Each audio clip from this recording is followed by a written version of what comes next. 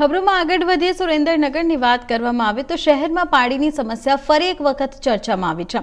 દાદરા ખાતે જોગાસર તળાવના લોકાર્પણ કાર્યક્રમ દરમિયાન રાજ્યના શહેરી ગૃહ નિર્માણ મંત્રી દર્શનાબેન વાઘેલાએ જાહેરમાં સ્વીકાર્યું કે સુરેન્દ્રનગર શહેરમાં અઠવાડિયામાં માત્ર 2 થી 3 દિવસ જ પાણીનું વિતરણ થાય છે।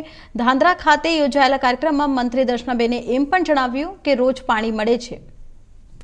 લગભગ બધી જ જગ્યાએ 2 દિવસે કે 3 દિવસે ને બાજુમાં જ સુરેન્દ્રનગર છે તો બાજુમાં જ સુરેન્દ્રનગરમાં પણ અઠવાડિયામાં 2 વખત કે 3 વખત પાણી આવે છે।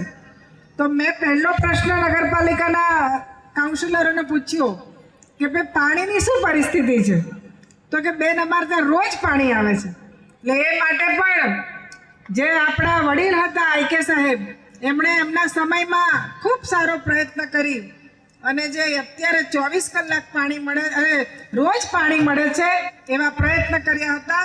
એટલે એ પણ ખૂબ સારું કામ છે। લગભગ બધી જ જગ્યાએ 2 દિવસે કે 3 દિવસ